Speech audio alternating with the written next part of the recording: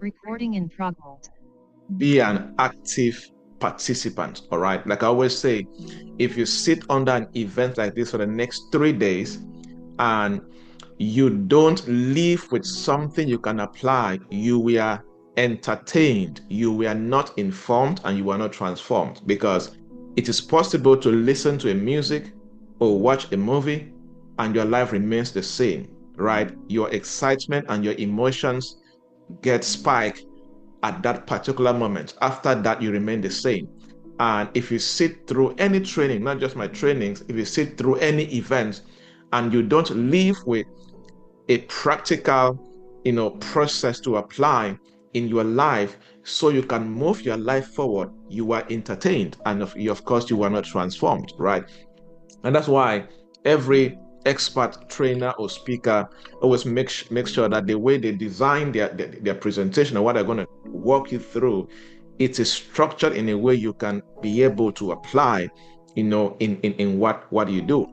And like I always fondly say, if you sit under a program like this, it should be able to reduce your suffering, right? For example, if you're somebody who is struggling financially and you're struggling to make ends meet or live an abundant life financially, that's some form of suffering, right? And if you sit on a program like this, the knowledge you get should reduce that suffering. Why? Because when you apply the knowledge, that's light. When light meets darkness, darkness always disappear. Okay, so make sure that you are not a passive person. Awesome. So we are looking at the asset activation framework. What does this mean, and how can you use this to scale your wealth creation, to scale your ability to make money, right? And if you only understand this and apply it, there's going to be a major shift, especially when it comes to your ability to create, and multiply wealth in your life or multiply your income. Many a times, most people fail in this journey of life not because they lack resources, right?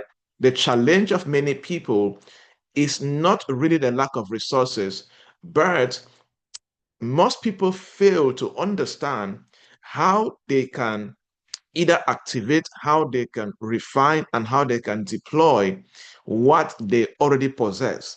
And many people don't understand what they possess and how they can convert it into wealth creation.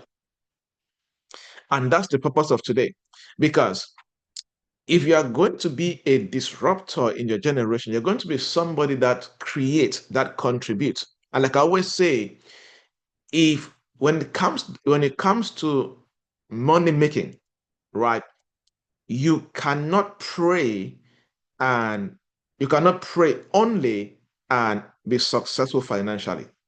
Because if you're only praying and you're missing out on certain core principles, you will struggle to make money. I always try to compare between poor countries and very wealthy countries, right?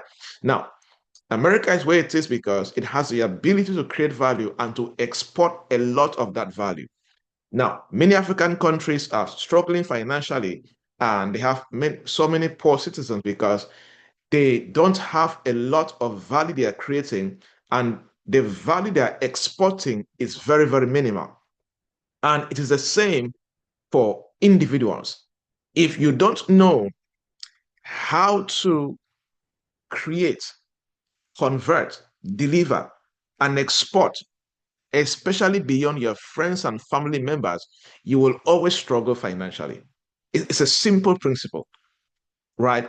So, like I always fondly tell people in my consulting, the more strangers you can get to know what you do, and the more you know how to drive sales conversations to get those strangers to believe in what you're selling and pay you, the more you're going to become a wealthy person, right? So, what am I trying to say?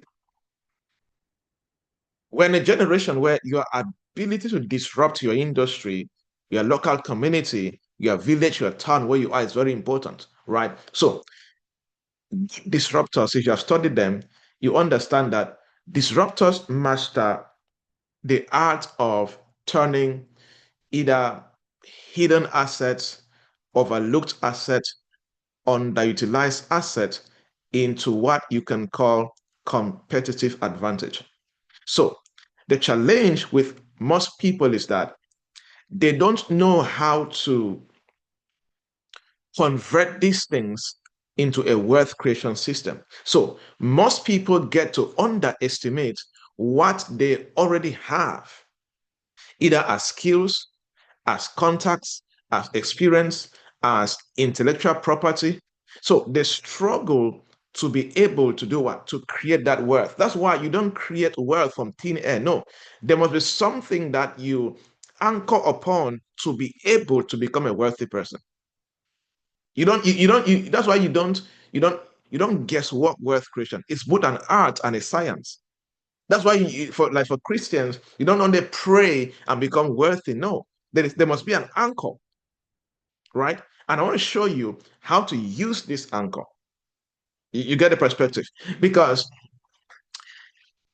show me somebody who understands the process to go through to, for example, to refine their undervalued skills into, let's say, what they call in business premium offers, right? And or into what they call market relevant capabilities that others can happily pay for. You will always be able to make money. A few days ago, in my normal monthly call with my mentees, I was teaching them what I call how to develop their commercial capabilities. It's another principle and concept. Show me anybody who knows how to develop their commercial capabilities. That person will always make money. Always. Right? So show me an individual that has the capacity to, let's say, you pick your skill set and you begin to focus. How can I convert these skill sets into a premium market relevant capability that somebody else can pay me for? It always shifts your ability to make money, right? So you will see people that they have a lot of skills that are sitting dormant. Those are wasted assets. Knowledge from school, master's degree, first degree, HND, PhD program. Like a lady sent me a message yesterday, one of the best messages I read this month, how she made her first 1 million francs after listening to some of my training programs. She was a PhD student, but she felt that she wasn't making money from it.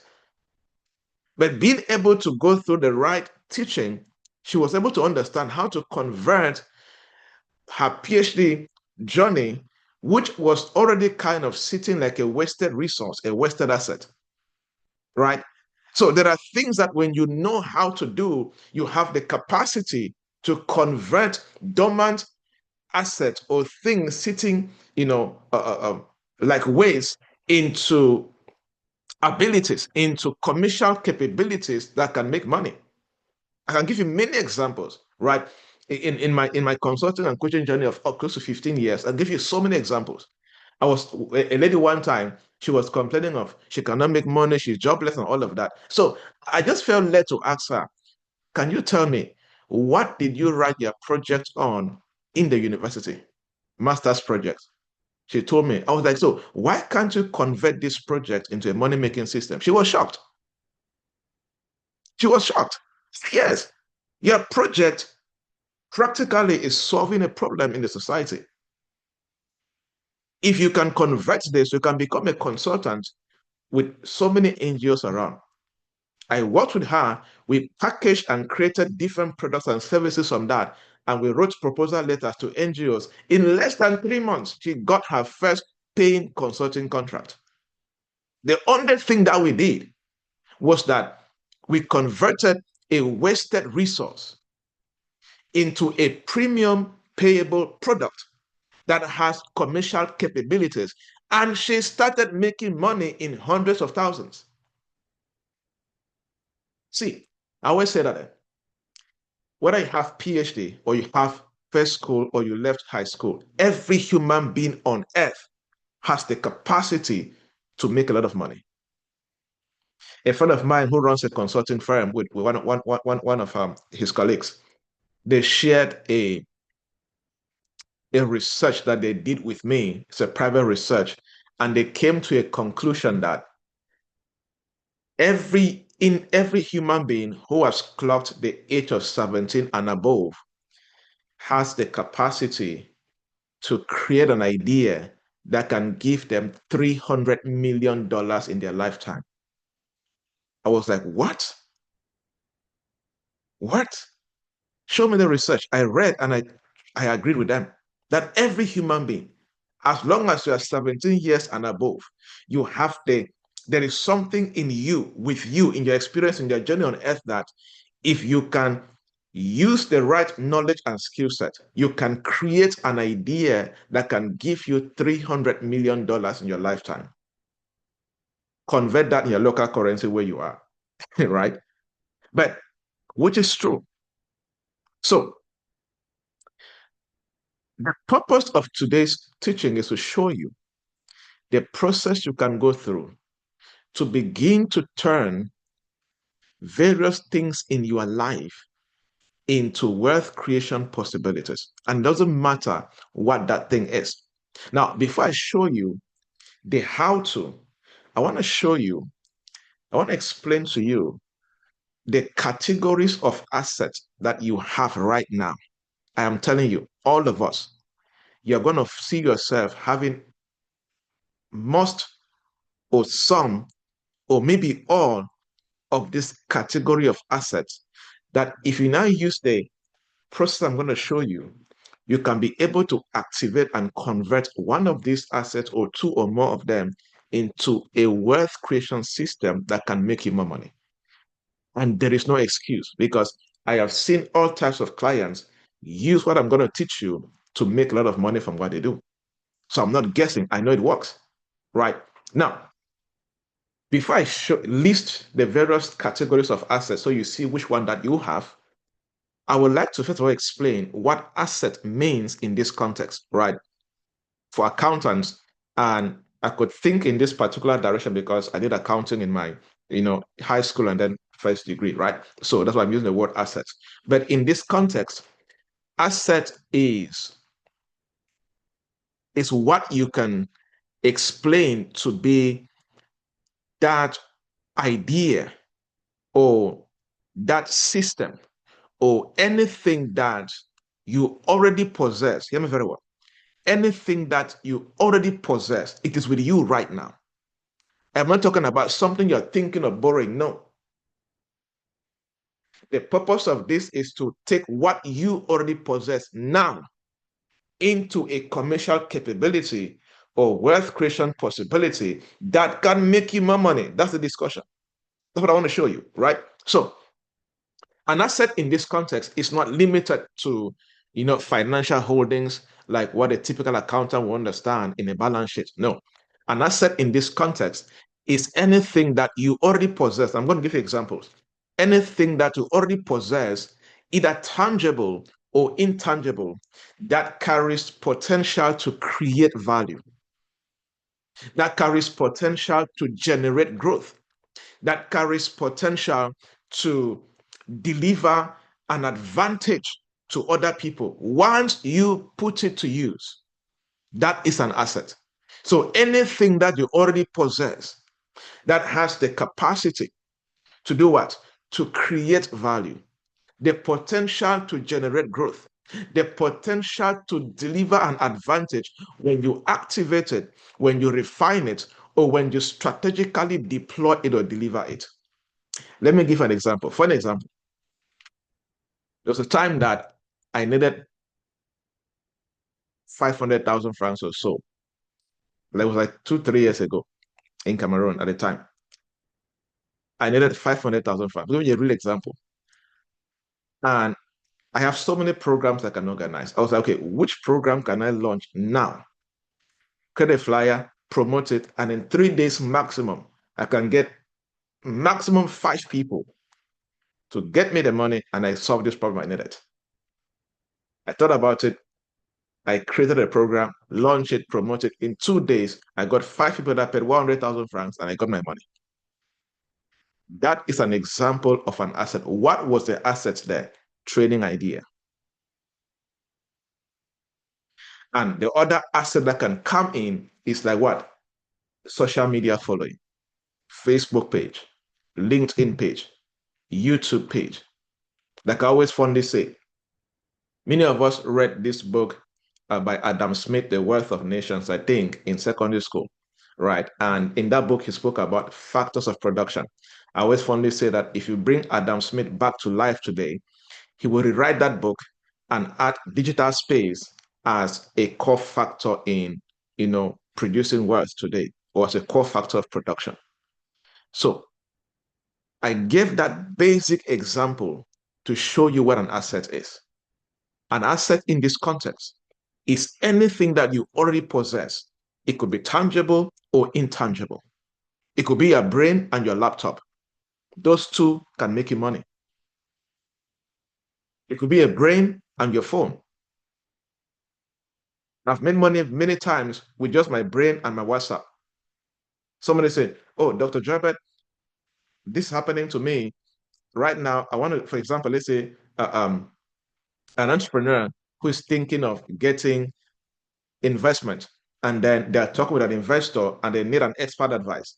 They reach out on WhatsApp, Dr. Joybert, I'm having a meeting right now or in 2 hours with an investor, and I have done this, I've done this, I've done this. I want to get your thoughts. Please, how much is your consultation fee for this amount?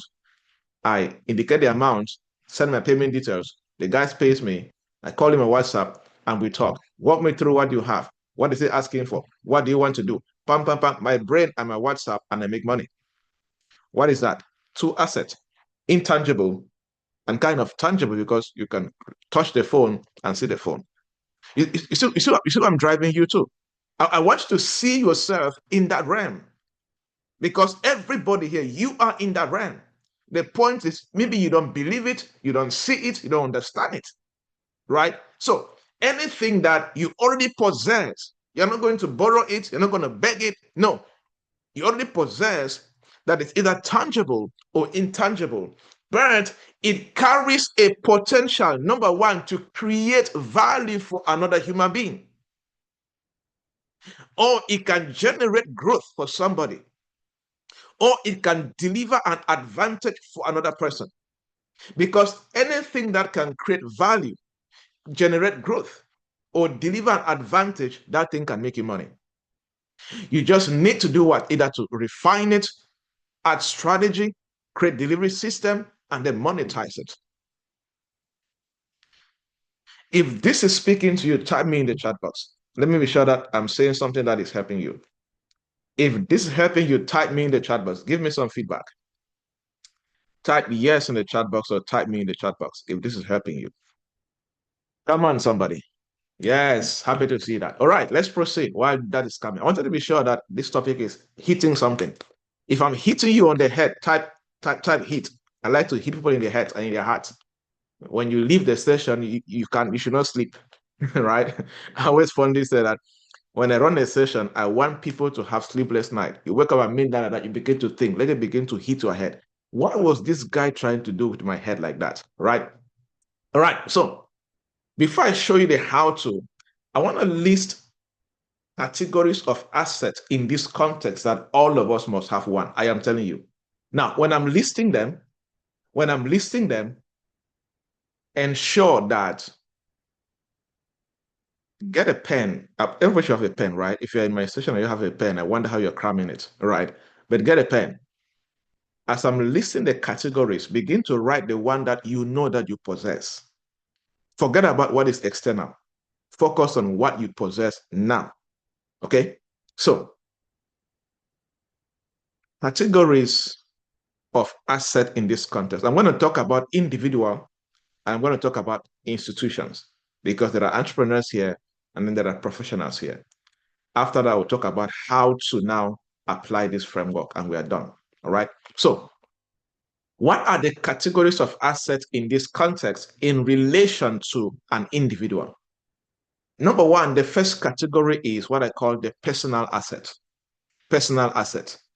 So what falls here are things like a particular set of skills that you have, knowledge that you have, experiences that you have, credibility that you have, reputation that you have, or even your personality traits that you have, or even your creativity. You see, these things are assets. So these things, they fall under your personal assets, skill set, knowledge, experiences, credibility, reputation, personality traits, resilience, creativity, and all of that.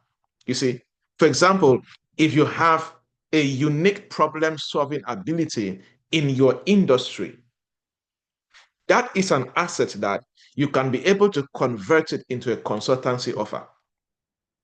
In one of my academies, known as Skills and Monetization Academy, there's a course where I teach people how to convert what they know into a consulting business.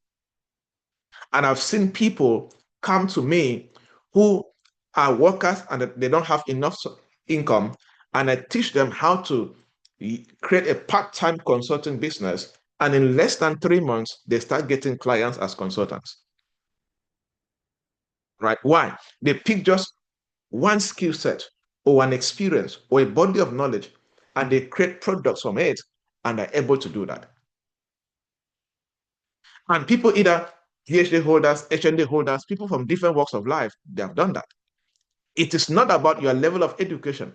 It's about your boldness, your level of knowledge, experience, and what you can get done. There are so many people with certificates here and there, but trust me, they don't have that much experience and hands-on experience like people that even have BSs or HNDs, right? So the first category of asset is what? Your personal assets. What falls here? Your skills, body of knowledge, experiences, credibility, what have you. Number two, what is the second category of assets that you have that you can convert into a wealth creation system and make more money? What I call relational assets. Relational assets. This is where your network comes in. This is where mentors, clients, partnerships, your community goodwill, the trust of your audience, WhatsApp groups, newsletters, social media followers. Yeah, they fall in here because these are people that if you think strategically in one way or the other, you can be able to make money. You see that? Another category is what you could, this is where intellectual assets comes in. Intellectual asset. It's a bit connected to knowledge and skill set, but I prefer to talk about it differently, and I'm going to show you why. Intellectual asset. So you are a professional, you are an entrepreneur in your industry. There are a set of ideas, very unique ideas. Unique when what we call the content generation, perception generation, right? When a generation where if you know how to create good content, a body of one content can go viral on YouTube the right way. And if it is monetized, it can make you thousands of dollars. That is an asset. So your ability to create content is an intellectual asset. For example, I cannot count countless times where I have written a post on LinkedIn, and somebody reads, and if you look at the post, it may not have 10 likes or 10 comments, but somebody comes and pay me for a consulting job with good money because of the post that they read. That is as a result of that intellectual asset of creating that kind of content, I got a paying client who paid me some good money. You get the perspective. So intellectual asset is a category. Look at yourself, from ideas to content ideas to research to systems that you can develop to frameworks to processes to proprietary works. These things are assets that you can be able to monetize.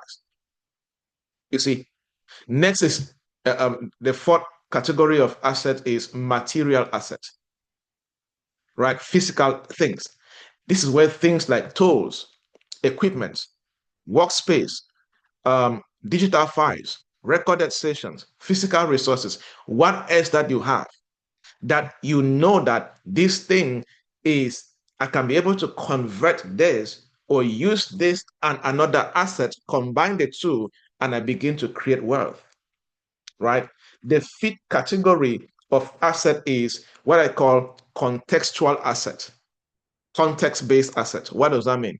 Your current environment, your culture, your geography, your community, your affiliations, your unique positioning where you are. It's an asset, yes. There are people that, because they are blinded to the environment, they cannot use this particular asset. But if you look at your immediate environment and begin to think as a resourceful person, you will see that you can turn that something in that environment into a money impactful making system. You see? So let's say, for example, you are, I want to give a very practical example. There's a lady that I consulted with. I think I think she's based in Houston in the US. And she's a Ghanaian. And because of her language desire, she learned French and Spanish and all of that. She now runs a very good business in helping immigrants from Nigeria, Ghana, even Cameroon to learn Spanish in order to integrate in the Texas region because it's so many Spanish businesses, right? So you get the perspective. That is an example of contextual asset. She looks at an environment, she takes contextual asset plus intellectual asset, balances the two, and she's not making money. You get the point? So there's another lady I worked with that she's teaching. She's a lady from Bali in the northwest region, and she's teaching her language to kids in the diaspora, right? So she's in Cameroon and making money from the US in dollars. Why? She's able to use culture plus intellectual asset, combine the two, and she's making money. So there is something known as contextual asset, where you are, your environment, your culture, as a result of your geography, or the kind of community that you have access to, or the kind of affiliations that you belong to. Like I always tell many of my mentees and clients, there's a level of your career journey, there's a level of your business growth that you must, if you are serious, you have to join certain professional association if you are going to break through. Because there are some deals that you will not get if you don't belong into certain professional associations.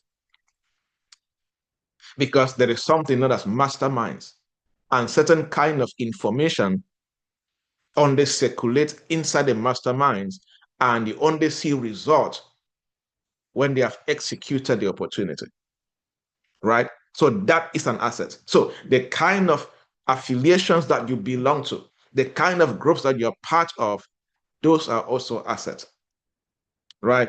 Another one that people may not believe is time assets. Time asset, unused time, mismanaged time is an asset. How can you redeploy the unused time or the time you're mismanaging right now into what I call high value activities? For example, you work and for you to go to work, you drive 40 minutes. And for you to come back from work, you drive 40 minutes or even more because of traffic.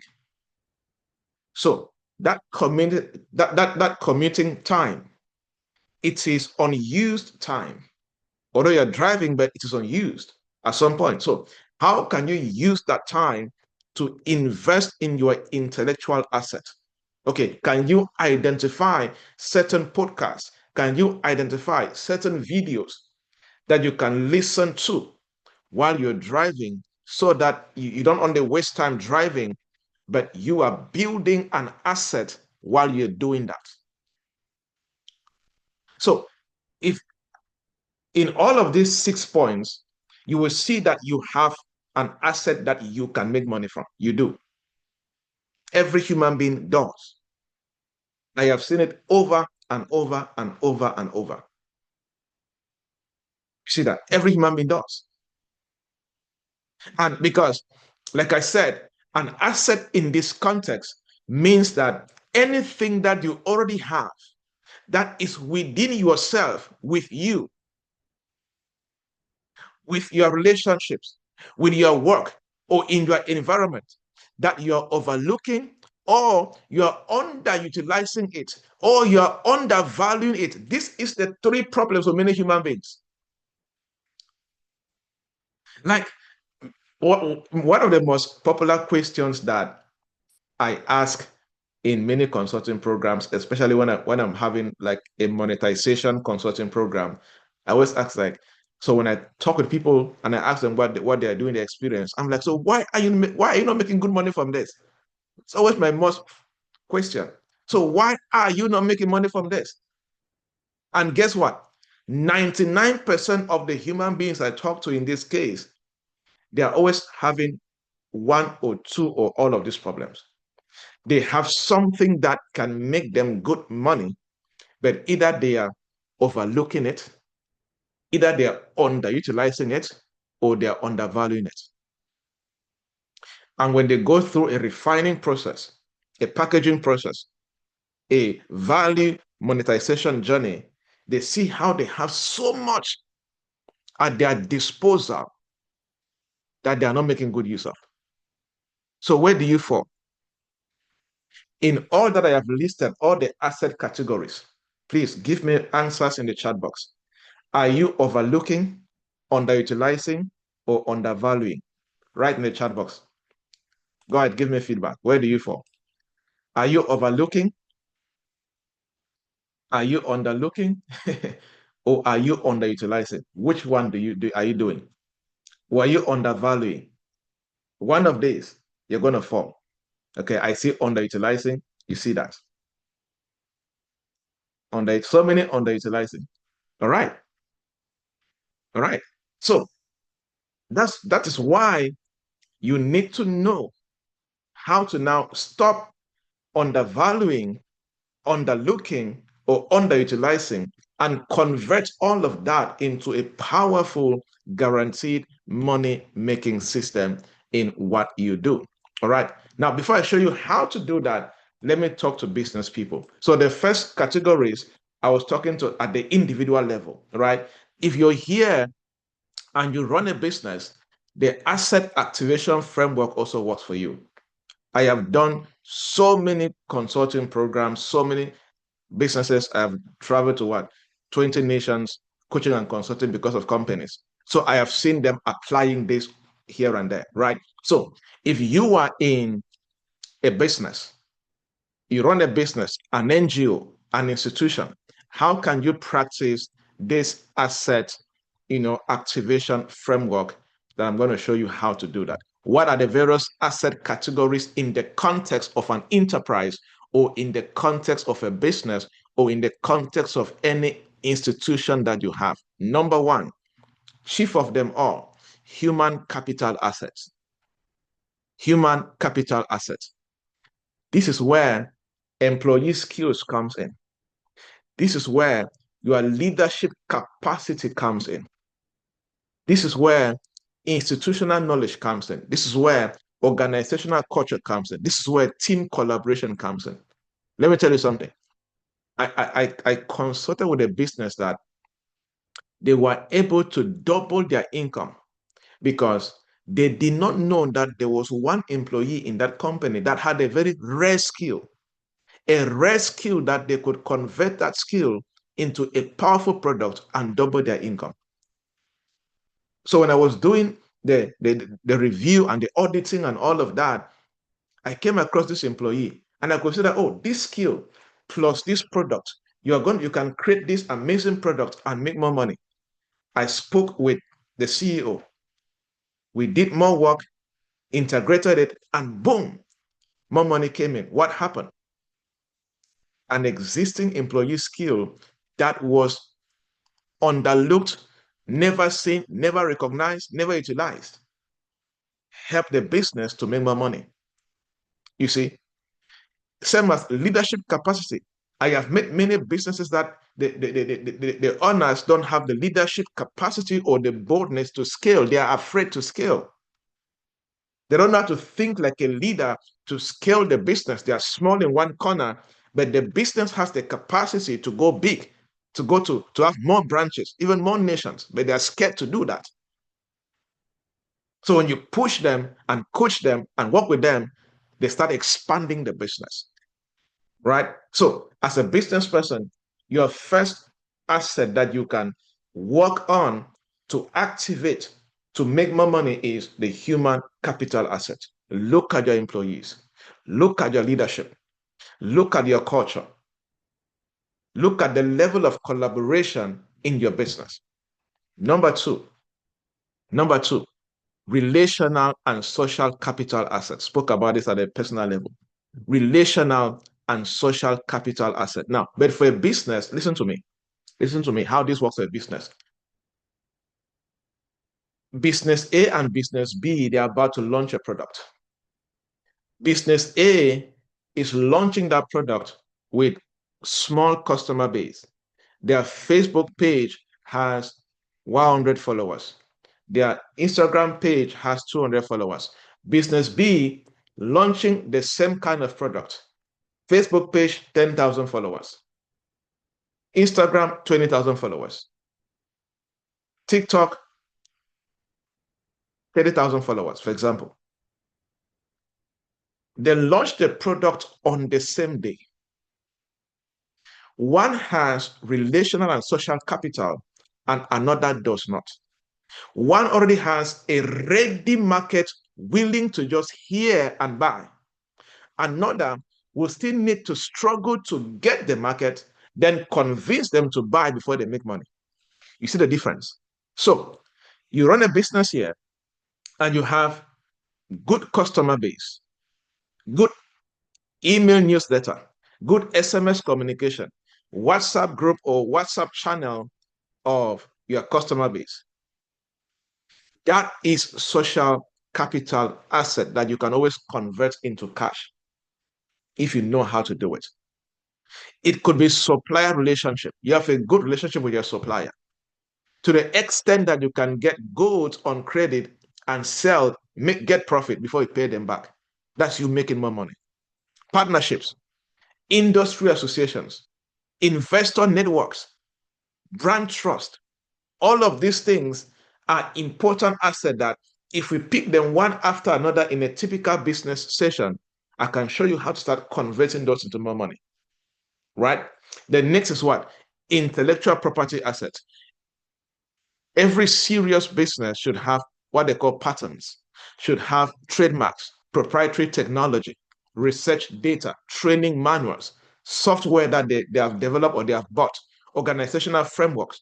All of these, there's a way to capitalize on all of these depending on the industry you're in and be able to make more money.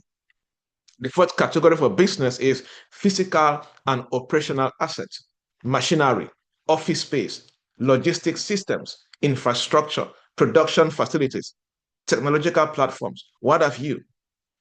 How can you convert some of these physical operational assets into more money?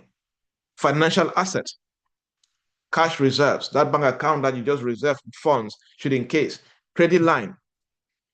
Yeah, you have a good relationship with the bank that they tell you that, hey, because we are your banker, you you can always take money extra up to 10 million francs. That's a credit line. And you see a business opportunity, you can use that credit line, invest in it, and make more money, and give back the money without interest. Many banks do that. Return earnings, investments, access to funding, and all of that. You see that. Another category is digital and information assets. It's a category today, right? Customer databases that you have online, analytics, CRM systems, different platforms that you can use in order to get out there more, reach more people, make better decisions, produce better products, and sell faster. You're able to make more money at that level, right? So entrepreneurs at this level begin to think of that. The seventh category for entrepreneurs is brand and reputation assets. The kind of name that your business has is important in our days. Like I said earlier on, we are in a perception economy. What is your corporate identity? What is the public perception around your business? As a CEO, as a founder, what is your thought leadership? It contributes to how you make money. What is the weight of your customer loyalty towards your business? Very important. Think about that, right? Number 8 under this is market position and strategic assets. I'm just listening.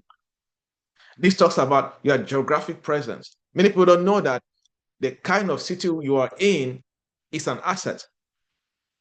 A business located in Douala or Lagos or Johannesburg, right? Or New York or any other big city is an asset. It's a market position asset. How are you leveraging it? If you are living in a bigger city, you should by default be seeing how you can make more money than somebody in a smaller city. But if you don't see that as a geographic presence and asset that you can tap into, you will not go a step ahead to make good use of that competitive advantage or positioning, right? So look at your market positioning as a strategic asset or your geographic presence as a strategic asset, right? Look at your market share. It's going to help you a lot, all right? So these are the categories that as a business person or an individual you have, okay?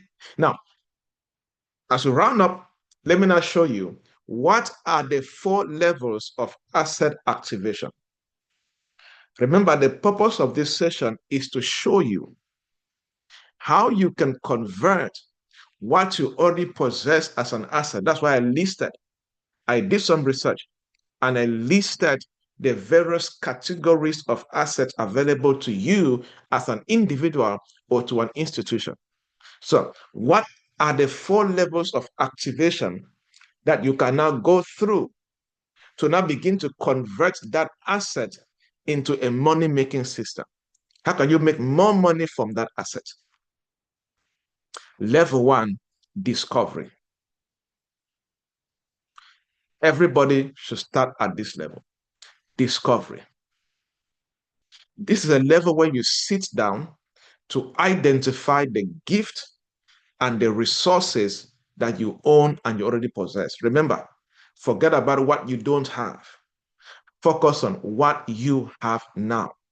And that's why discovery, identification of your personal assets is important. And that's why I listed the asset category to help you discover.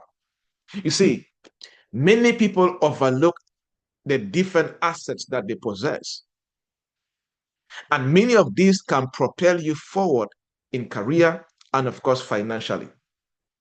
So, under identification, you can be asking a question like, what do I have now that I am not yet maximizing at the highest level? What do you have? So I made it easy for you. I listed the various asset category. You have seen that there is something that you have now that you are not yet maximizing at the highest level, especially at the level of commercial capability, at the level of commercialization, because anything that you are not commercializing, you cannot make money from it, right? So, for example, you are, I did this with a young lady the other time.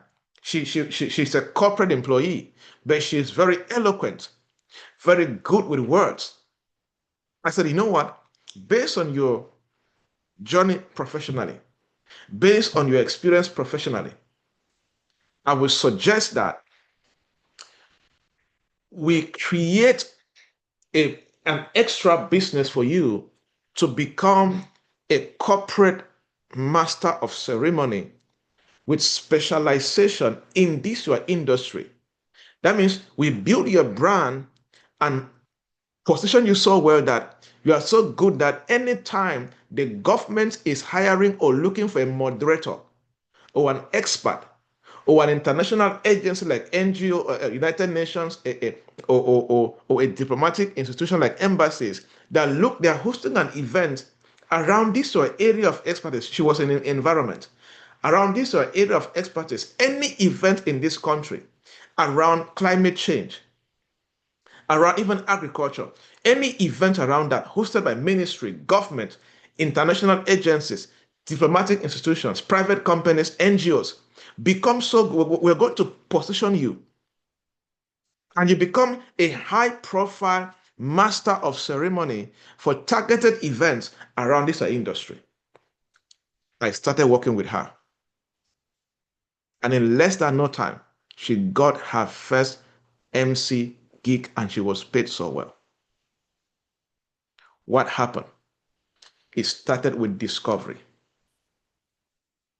She was a corporate employee, but yet she was eloquent and good with public speaking and presentation. But she was unaware how she could build what I like to call an influence-based business from that skill. We developed a process, created a strategy, and I told her, use your position in your company. Start writing proposals. Start attending professional networks and hangouts where people who work in your category go to. Start going to golf clubs. Start going to places where people who work in your similar industry, where they meet and they do sports. Leave your house. Go beyond your family, friends, and colleagues. When you get to them, as you get their contacts, let them know that you are a specialist in hosting and moderating events around this particular industry. That's how she built her business. So while she's working from Monday to Friday, she's making more money on Saturday and Sunday, some events. So discovery. So many of you need to sit down after today and begin to document which of my personal assets am I currently underutilizing, overlooking, or even ignoring. You do that. When you do that, you go to step 2, refinement. Very important step. This step requires a lot of work for many people. You will discover it, you will identify it, but you need to refine it. You need to sharpen and strengthen the asset. You need to sharpen and strengthen the gift. You need to sharpen and strengthen the skill. You may need to do what I call skill stacking. You discover that, oh, I have this skill, that is true. But for this skill to make me money, I need to gain another skill to balance the two, then I start making money. For example, there's a lady I'm working with right now. She reached out to me that she wants to start making an extra source of income. And I spoke to her. I said, okay, tell me your background. Where are you coming from? She said, oh, at the human resource at this. I did a legal program, a lawyer program at this. And right now I am working as this in a corporate organization. I said, okay, fine. You know what? I think that from your background, if you take my program on becoming a certified business consultant, you will become a very good consultant and you can start making money on the side. What was I doing? Refining what she has, because she didn't know what she could make money from. But based on her current job and experience, she feels very confident talking to people one-on-one and asking questions. She feels confident solving problems. So the best way to help her start making more money from that is to stack a skill on top of an existing skill. That's refinement. Sharpening and strengthening an existing skill. Like I always say, a raw gift is not enough. Like I always say that talent and passion does not pay bills. It is the natural talent that you convert into a skill that can create value, that can get you paid. You see, so the purpose of refining that asset, sharpening it, strengthening it, is as a result of you refining so you can be able to convert it into a money-making system. And this is where a lot of practice and mastery comes in. And many people don't pass this level because it takes a lot of hard work. Many people will not be comfortable to dedicating, let's say, 3 hours every day for 30 days learning something so good. For example, if you're going to take my small business consultant certification program for 30 days, you need to dedicate 3 hours every day for 30 days to learn what I've designed in that program. So many people don't want to pay that price of consistent study, mastery, practice, perfection to refine. So many give up here. And you see, in the marketplace, that's why there are few people that make money. That's why the marketplace is like this, right? So many people at the bottom. So many at the bottom. So many. At the top, very small. Very small at the top. So that's why at the top, the few have so much money. Why? Because there is so much money to be made, but only a few can make it. That's why the rich gets richer and the poor gets poorer. Because the poor are at the bottom here, and the money to make at the bottom is so small. And there are so many people at the bottom. So many people fighting for small money. At the top, the money to make at the top is so much. But the number of people to make that money is so small. You get the perspective? So when you pay the price of level 2 and do a lot of refining and sharpening and strengthening, practice, mastery, you begin to leave the bottom of the pyramid, begin to climb, begin to climb. You get here, and then you can get to top 10%, top 1%. You can do that. But it takes a lot of mastery and commitment. And an average human being is not willing to discipline themselves every day to do that. It's a challenge for many people. So if you're going to refine, you're going to sharpen and strengthen, you should be comfortable. You should be comfortable at paying the price of refinement. Number three, the third level is what I call strategic deployment. Now, if you do 1, I do 2, and you don't do 3, you're going to have issues in making money, right? Because it is at number 3 that you are able to get money coming into your life. Because the value you create that is not deployed for others to see and pay you for it is not going to make you money. So your ability to identify, based on this value I have, what channels can I pass through to deploy this idea into the marketplace and get the target customers to pay me for. And like a lady reached out to me. I can give you so many examples, right? I see a lot of things every day. She was like, I think that this program is good for me, but I am an introvert. Sometimes I can be very sarcastic. I'm like, oh, if you accept you're an introvert, you have also accepted that you're going to be very poor in life. Right? And she was like, why do you say that? I said, look, you see, 50 years ago, people who stay introverts could make a lot of money. But we're in a generation where it's now called the perception content driven generation. The more you are out there with your value, the more money you're going to make. So if you hide and accept that label that, oh, I am an introvert, oh, I am shy, I don't like to see people, I don't like to do that. You're also saying that, oh, you know what? I like to be poor, I don't like to sell my value, and I'm okay to being small. Let me tell you something. We are getting to a dimension where companies will only be recruiting people that have personal brands, that they can use their personal brand to amplify corporate brand. It is already happening.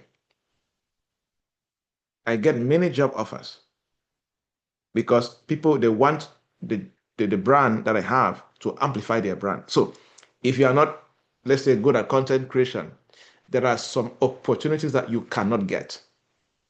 You get a point. So I was telling her that. So strategic deployment, or your willingness and desire to master various delivery channels you can pass through to deliver your value, is very important.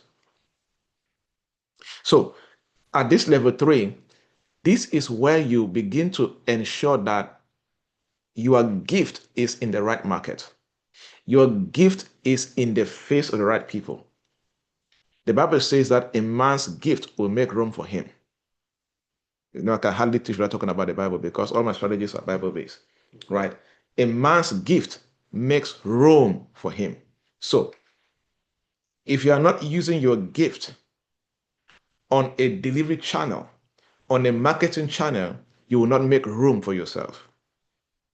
One of the fastest ways to go to nations, go to cities, is to understand how to strategically deploy your gift,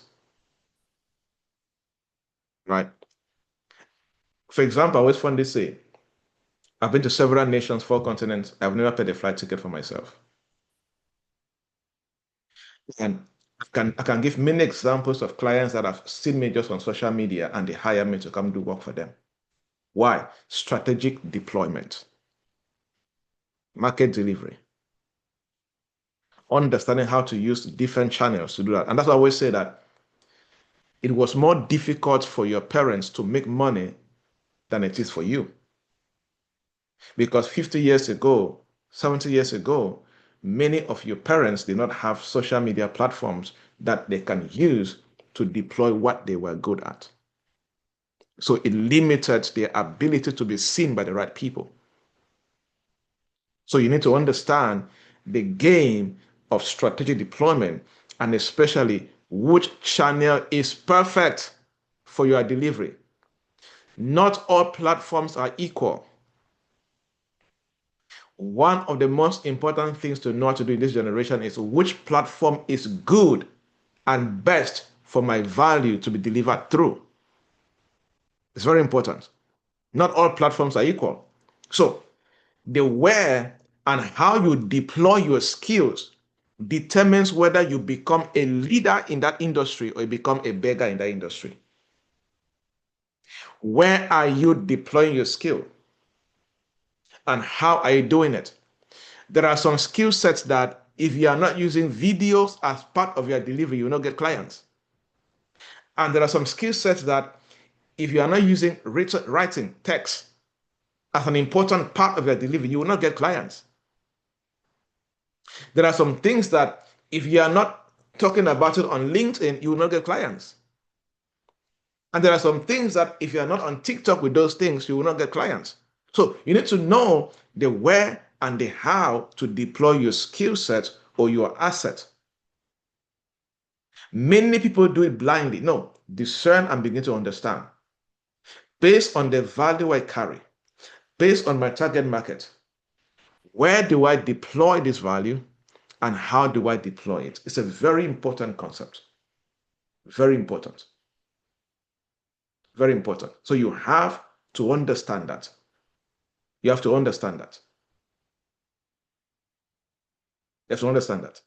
Because, for example, there are many people right now who are underpaid because they are delivering their value to people who don't value what they're selling and don't have the money to pay for what they're selling.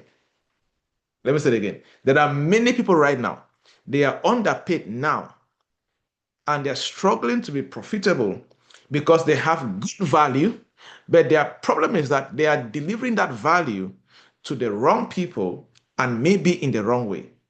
I always share this example that blew my mind away, and I got so many lessons from it. There was a time, I think it was in 2021 in Cameroon, and